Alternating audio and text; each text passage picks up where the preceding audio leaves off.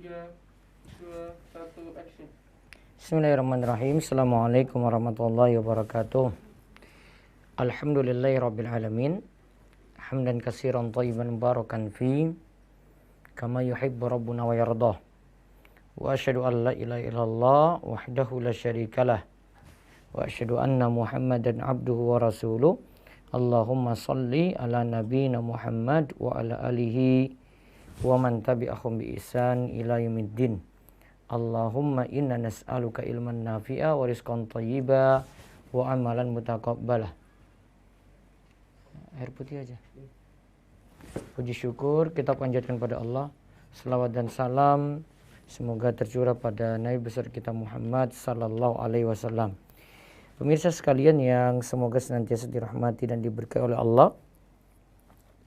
Pada malam ini kita masih membahas kitab nikah dari Bulughul Maram karya Imam Ibnu Hajar Al-Asqalani. Nah, ada salah satu permasalahan dalam pernikahan.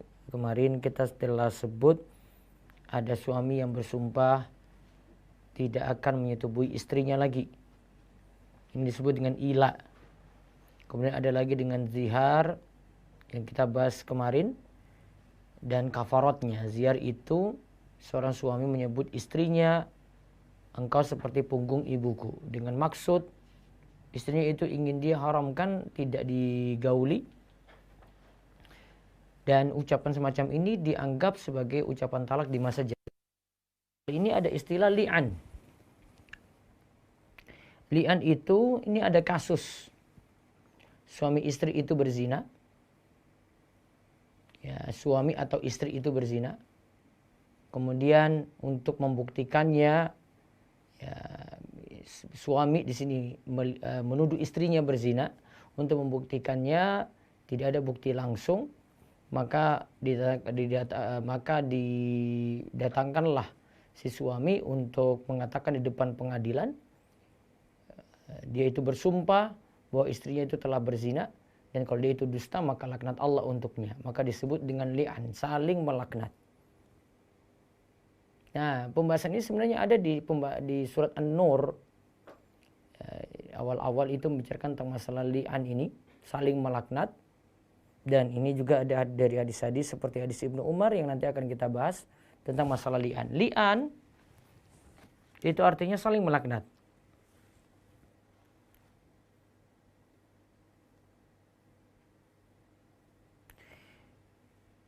Secara istilah, li'an itu adalah persaksian untuk menguatkan sumpah dari dua belah pihak,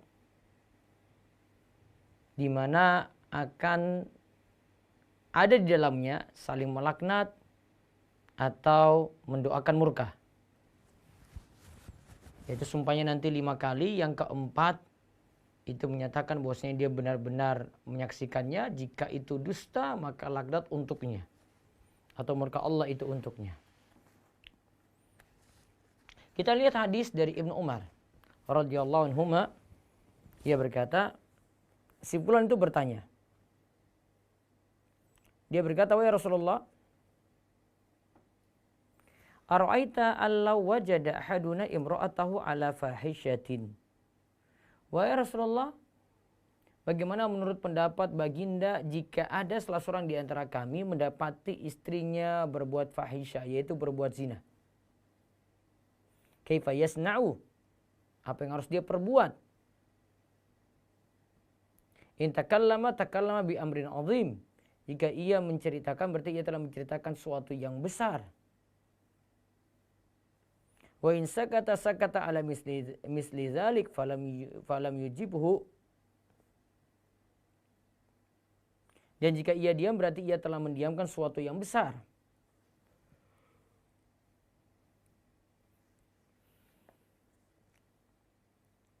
Nah, falam yujibhu, namun beliau tidak menjawabnya. Setelah itu orang tersebut menghadap kembali dan berkata, falamma kana ba'da dzalik atau faqal innal ladzi sa'altuka anhu qad ibtulitu bihi fa anzalallahu al-ayati fi suratin nur fatalahunna alaihi wa wa'adhahu wa dzakkarahu wa akhbarahu anna adzabad dunya awanu min adzabil akhirah. Qala la walladzi ba'atsaka bil haqq ma kadzabtu 'alaiha. Summa da'aha an-nabiy sallallahu alaihi wasallam fa wa'adhaha kadzalik. Qalat la walladzi ba'atsaka bil haqq innahu lakadzibun. Fabada'a birrajuli fasyahida arba'a syahadatin summa sanna bil mar'ati summa farraqa bainahuma. Rawahu Muslim.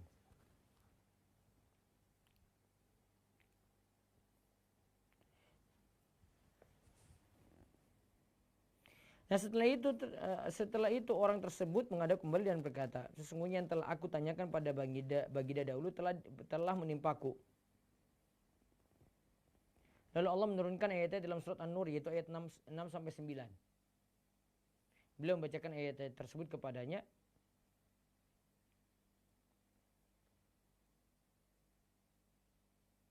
Memberi nasihat, mengingatkan dan memberitahukan kepadanya bahwa azab dunia itu lebih ringan daripada azab akhirat. Orang itu berkata, tidak. Demi Allah yang telah mengutusmu dengan kebenaran, aku tidak berbohong. Kemudian beliau memanggil istrinya dan menasihatinya juga. Istri itu berkata, tidak. Demi Allah yang telah mengutusmu dengan kebenaran, dia yaitu suaminya itu betul-betul pembohong. Maka beliau mulai merintahkan laki-laki itu bersumpah 40 kali dengan nama Allah, lalu menyuruh istrinya bersumpah seperti suaminya. Kemudian beliau menceraikan keduanya. Diriwayatkan oleh Muslim.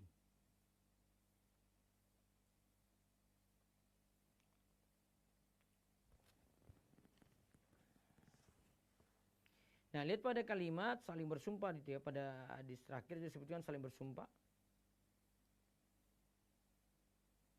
Sehingga Nabi SAW itu menceraikan mereka.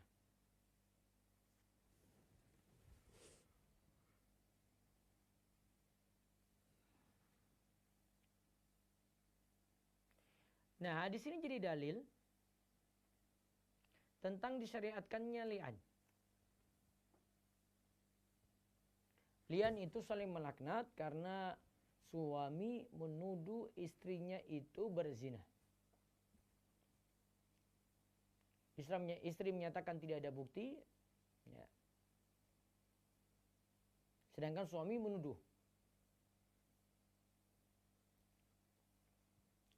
Maka membuktikannya cuma bisa dengan sumpah. Maka di sini disyariatkan adanya sumpah atau adanya laknat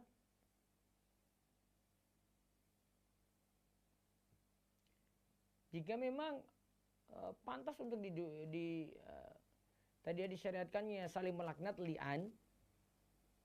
Kalau memang pantas untuk saling bersumpah seperti itu karena tidak ada bukti, tidak ada saksi.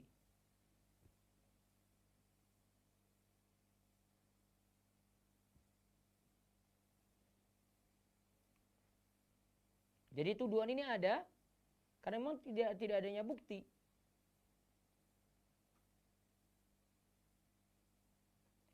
Kalau tadi disebut itu tidak dilakukan di masjid, namun kalau kita lihat di sini saling melaknat ini antara dua istri ini yakunu fil masjid, ini dilakukan di masjid. Ya, ketika itu dihadiri oleh imam, oleh hakim. Nah, itu dilakukan di tengah-tengah manusia. Sebagaimana dalam hadis Sa'al bin Sa'ad di dalam kitab sahihnya.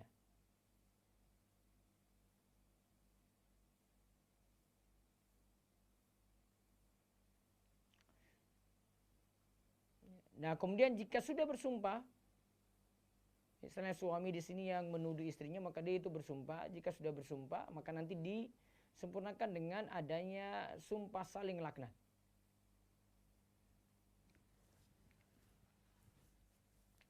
Adapun tata cara li'an ini sebagaimana penyebutannya dalam ayat Al-Quran. Surat An-Nur tadi yang disebutkan, ayat 6-9. Maka suami istri nanti dihadapkan di hadapan hakim.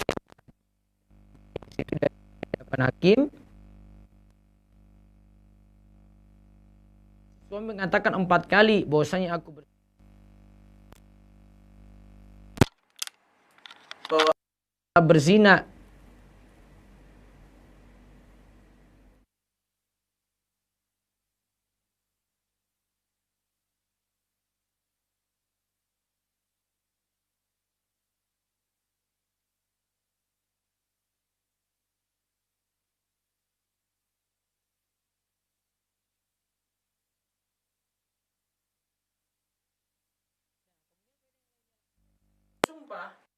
Zina tidak bisa dibuktikan, maka ada yang saling bersumpah di situ antara suami istri.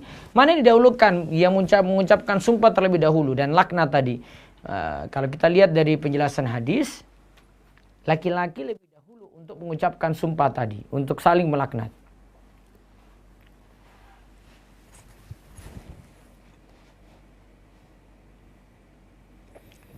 Nah, di sini lagi disebutkan, kalau memang keputusan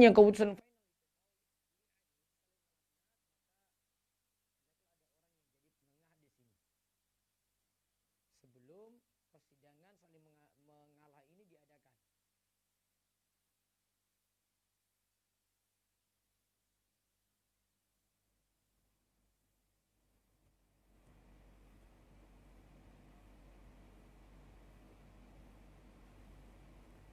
Kemudian faedah yang lainnya lagi dari hadis ini,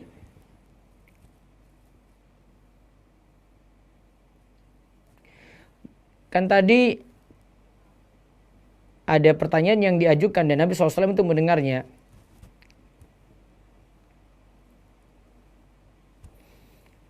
Maka kalau tidak dijawab, ini berarti ada peristiwa yang ditanyakan itu belum terjadi. Maka dianjurkan menahan diri, ya dianjurkan untuk, di sini sebutkan disunahkan berpaling dari pertanyaan yang sebenarnya tidak terjadi, gitu.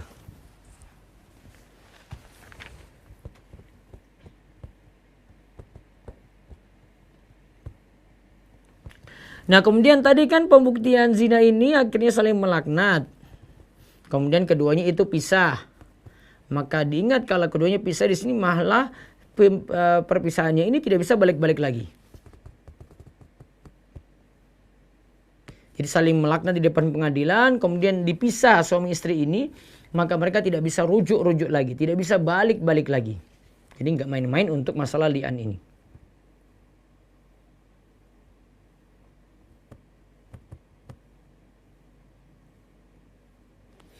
Walau alam bisawab, itu yang kita bahas tentang masalah perzinaan tadi. Nah, bahasan selanjutnya akan kita bahas hukum menikahi pezina. Namun beberapa hadis tentang li'an akan tetap kita bahas. Jadi intinya begini. Orang yang berzina itu konsekuensinya besar sekali. Suami istri akhirnya jadi retak seperti itu. Suami nuduh istrinya itu berzina. Terus dia tidak datangkan bukti, namun dia berani untuk bersumpah. Sedangkan istri tidak berani untuk mengingkarinya. Maka berarti istri nanti kena hukuman. Kalau sudah menikah berarti hukuman cambuk. Kalau belum menikah hukuman cambuk. Kalau sudah menikah berarti dihukum rajam sampai meninggal dunia. Menunjukkan di sini zina itu mengerikan. Kemudian zina ini merusak hubungan suami istri. Karena kalau sudah melaknat, saling bersumpah, kemudian ditutup dengan laknat atau mendoakan murka. Ya. Ini dilakukan seperti itu.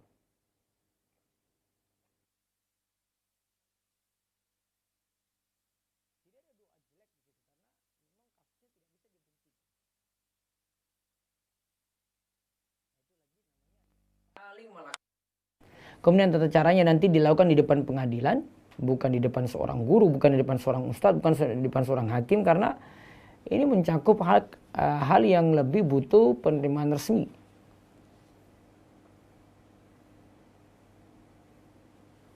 Wallahu a'lam bishawab, sampai di pembahasan ya satu hadis tentang li'an tadi. Tentang lainnya insyaallah kita akan bahas di pertemuan berikutnya. Wallahu a'lam. Baik, ada waktu sekitar 20 menit. Monggo jika ada waktu untuk bertanya silakan. Dari Zoom dulu. Baik Ustaz, saya panggil yang raise hand terlebih dahulu. Ada Bapak. Halo, Assalamualaikum. Waalaikumsalam warahmatullahi wabarakatuh. Assalamualaikum Ustadz. Izin bertanya, saya seorang ikhwan. Saya merasa sulit untuk menjaga pandangan saya. Ya, Eh, saya punya keinginan untuk menikah, namun saya masih was-was masih ingin merasa apa? Qadarullah dulu pernah mengalami Coba kecelakaan cek sinyalnya. sehingga mengakibatkan saya itu harus. Sebentar, Halo? maaf Mas, sebentar. Kita cek sinyal dulu. Agak gangguan tadi, saya nggak dengar suara, terputus. Sudah dicek jaringannya coba. Halo Ustadz. Sebentar, ini ada gangguan sinyal sebentar. Saya nggak dengar tadi. Sudah. Ya, baik. Coba diulang lagi. Ya Ustadz, saya merasa sulit untuk menjaga pandangan sehingga saya berkeinginan untuk menikah. Namun qadarullah dulu itu saya pernah mengalami kecelakaan Ya. sehingga mengakibatkan saya itu dituntut di pengadilan dan harus membayar uang sebesar yang cukup besar. Terus? Namun keputusan pengadilan tersebut masih gantung, Ustaz. Ya, terus? Apakah saya harus mengungkapkan hal tersebut saat saya berikhtiar untuk ta'aruf, dan itu menjadi hal yang membuat saya ragu-ragu selama ini untuk melangkah ke pernikahan. Terus terang saja. Mungkin kalau ada solusi dari Ustaz. Terus terang saja kepada calon akhwatnya tadi. Terus terang saja, karena ini masalah ini kalau tidak diketahui nanti dia merasa kecewa. Kenapa nggak diberitahu dari dulu? Halo? Halo, iya Ustaz. Iya, beritahu dia. Terus ini Ustaz, dulu saya tuh pernah mencoba ta'aruf dengan seorang akhwat. Ya. Tapi dulu beliau menyampaikan kalau sudah dilamar oleh seseorang. Ya. Kemudian saya mundur. Namun waktu itu dia juga menjelaskan kalau dia itu prosesnya sudah lama, hampir 1 tahun dari semenjak dia dilamar. Ya. Sehingga dia juga galau. Terus saya belakangan ini saya mendengar kalau dia itu tidak berhasil. Cuma saya juga belum bisa memastikan apakah itu benar. Apakah saya boleh untuk menanyakan lagi, Ustadz? Pastikan dulu, jangan meminang di atas pinangan orang lain yang sebelumnya sudah masuk. Pastikan dulu juga dia tidak jadi dengan ikhwan yang mau melamar dia gitu. Kalau sudah dipastikan baru kemudian maju. Apakah saya boleh bertanya langsung, Ustadz, ke beliaunya? Ya bisa, atau cari info dengan orang lain juga boleh. Jazakallah, Ustadz. Ya, waalaikum. Terima kasih. Ya, baik, selanjutnya silakan lagi resen 3 ya, nanti yang ini yang kedua, monggo. Baik, Ustadz, ada Ukhti Rizka dari Jakarta, silakan buka mic-nya.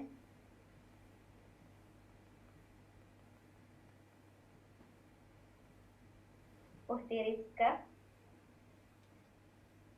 atau Umu Falisya, silakan buka mic-nya. Umu Falisa. Ya, bismillah. Assalamualaikum Ustadz. Waalaikumsalam warahmatullahi wabarakatuh, silakan.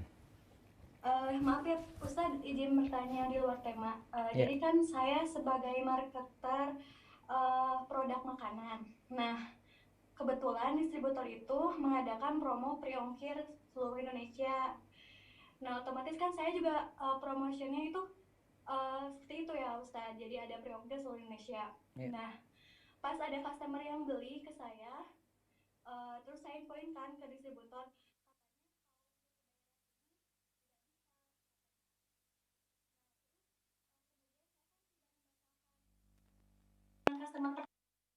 Karena customer itu sudah transfer ke saya. Nah, terus saya yang membayar ongkir customer tersebut. Nah, itu bagaimana ya Ustadz? Sangat tidak gitu. Soalnya kan mungkin kalau di segi keuntungan saya tidak untung karena saya juga tidak mengambil untung karena dibayarin untuk ongkir customer. Sebentar, ini posisinya jenengan sebagai apa? Marketer, Marketer. ya. Tukang promo berarti. Iya, soalnya katanya pakai promo ini ya, katanya kata distributornya itu. Terus dapat keuntungan dari mana? Kalau misalkan customernya dari daerah mungkin yang bisa dijangkau, misalkan Jakarta, saya alhamdulillah dapat keuntungan. Cuma kebetulan kemarin kebanyakan yang order itu ada di daerah timur. Terus? Terus saya kan nggak enak ya, Gak enak gimana? customer itu udah bayar, udah kalau misalkan saya batalin dan bilang kalau ke sana tidak ada ekspedisi, karena kan distributornya itu kerjasama dengan ekspedisi, salah satu ekspedisi gitu, Ustaz. Iya. Terus? Itu gimana ya, Ustaz? Akadnya itu saya enggak ya, soalnya saya yang bayar ongkir customer tersebut. Kamu rugi nggak? Sebenarnya rugi, cuma gak enak bilang itunya ke customer atau distributornya, Ustaz. Kenapa nggak terus terang saja, kenapa? Oh, jadi harus gak apa-apa gitu terus terang Iya, saja pada ke sana. penjualnya yang rugi. Oh iya, Ustaz. Terus kan saya juga bingung ya, Ustaz, ini tuh jadi gimana ya kalau misalkan saya teruskan, mungkin ini kan promonya agak panjang dan memberatkan saya juga. Jadi lebih baik menurut Ustadz saya teruskan atau tidak gitu menjadi marketer produk tersebut. Nggak ada masalah kan itu? Iya, enggak sih Ustadz. Iya, boleh. Iya, syukran ya Ustadz. Ya. Bisa satu lagi lewat chat, monggo. Maaf, lewat resen. Raise hand. Nah, Ustaz. Ada Ukti Rizka, silakan dari Jakarta. Iya. Assalamualaikum Ustaz. Waalaikumsalam warahmatullahi wabarakatuh. Iya Ustaz, mau nanya di luar tema boleh Ustaz? Iya, silakan. Ya Ustaz, jadi gini, saya kan sekarang tinggal dengan ibu tiri saya dan ayah saya ya Ustaz. Iya. Nah, kendalanya di sini ibu tiri saya memelihara 3 kucing Ustaz. Ya. Namun terkadang saya tuh suka ragu gitu ketika di lantai itu terdapat bercak kaki kucing yang wujudnya kalau dilihat dekat itu tidak kelihatan, tapi kalau lewat pantulan cahaya itu tuh kelihatan gitu Ustaz. Itu menyikapinya gimana Ustaz? Apa itu termasuk najis kah atau gimana Ustaz? Asalnya bekas kakinya, jejak kakinya suci. Karena tidak ada dalil yang atau tidak ada petunjuk yang menyatakan itu najis, maka tetap hukum asalnya itu suci. Meskipun dari pantulan cahaya gitu kelihatan kayak semu-semu gitu Ustaz, kayak bekas minyak gitu Ustaz, itu nggak apa-apa ya Ustaz? Nggak apa-apa. Oh, terus kalau misalkan Ustaz, kadang juga si kucing ini jejak kakinya juga mengeluarkan kotoran gitu Ustaz, jadi kayak bekas tanah atau entah itu kotorannya atau gimana, itu dihukumi najis juga Ustaz? Apa tadi yang dihukumi najis? Jadi kan terkadang jejak kakinya cuma semu-semu gitu. Terus terkadang juga jejak kakinya itu kalau misalnya saya habis membersihkan gitu, terus si kucing keluar untuk ke tempat pembuangan kotorannya, lalu dia masuk rumah, kadang tuh ada juga jejak kaki dia menyisakan kotorannya gitu Ustaz. Tapi saya nggak tahu itu entah kotorannya atau pasirnya Ustaz. Kalau tidak tahu maka hukum asalnya suci. Jadi yang punya perasaan kayak gitu cuma ragu-ragu saja, agak memberatkan, maka pegang yakin saja, tidak berpaling kepada yang lain yang masih ini jangan-jangan ya, ini ragu-ragu ya, masih belum yakin.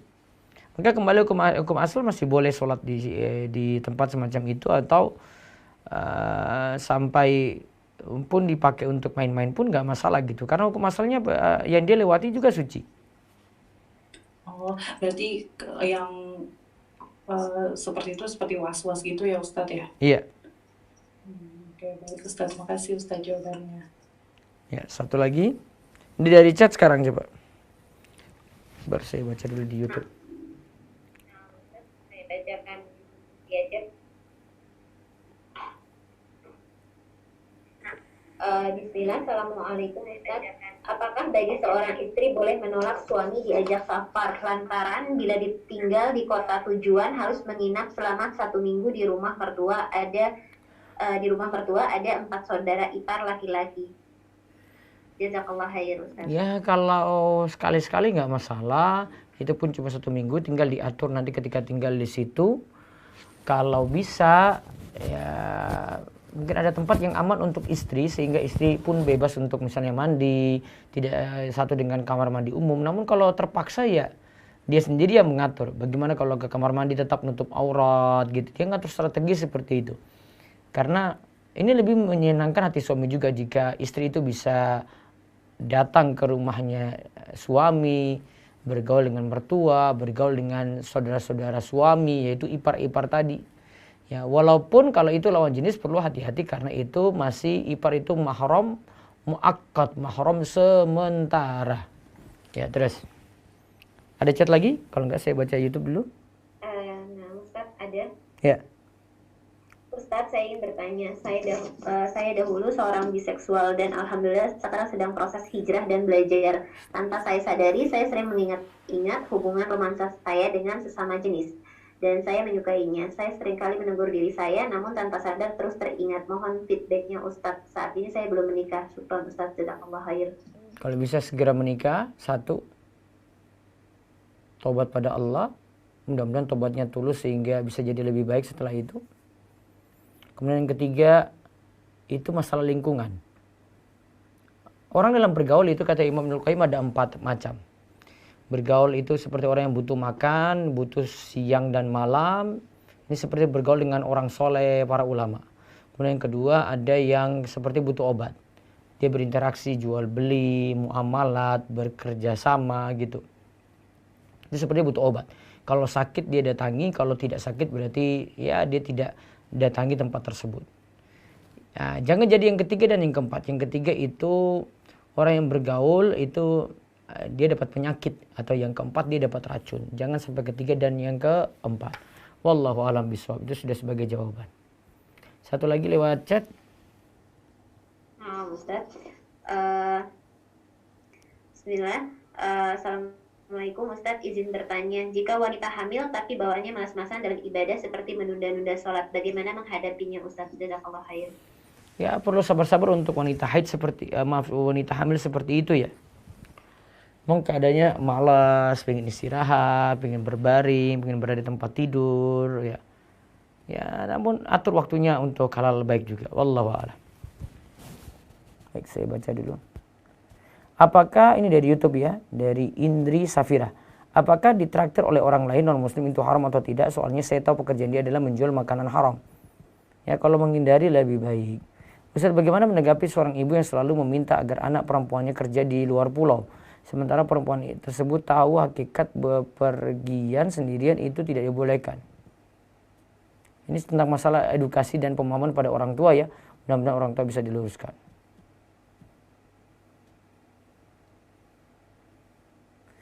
Kemudian masih dari YouTube lagi, dari Muhammad Panji. Ya.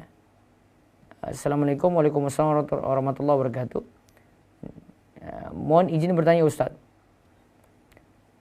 Mengusap seluruh kepala apakah harus mengusap kepada kepala bagian belakang sampai pada saat wudhu? Apakah harus mengusap pada kepala bagian sampai pada saat wudhu?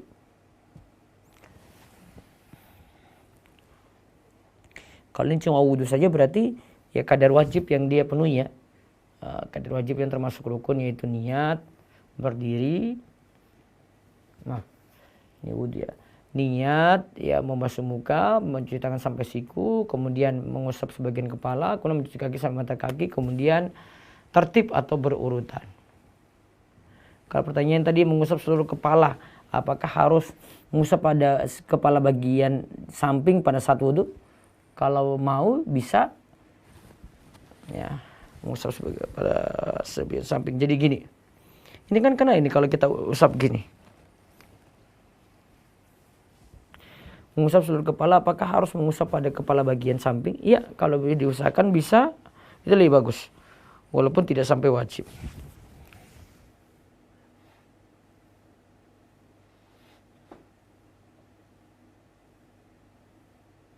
Batasan aurat akhwat yang boleh dilihat oleh ipar saja, apa saja Ustaz? Ini oleh ipar ya. Nah, dianggap seperti orang lain, bukan mahram. Jadi diperlakukan seperti itu juga. Wallahu a'lam. Baik, ada chat lagi silakan.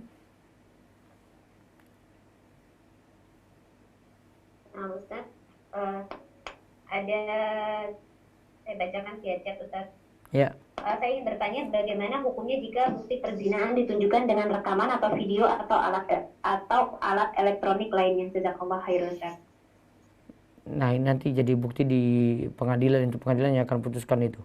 Wallahu a'lam. Saya belum pelajari detail, namun serahkan pada pengadilan tentang hasil tersebut. Satu lagi.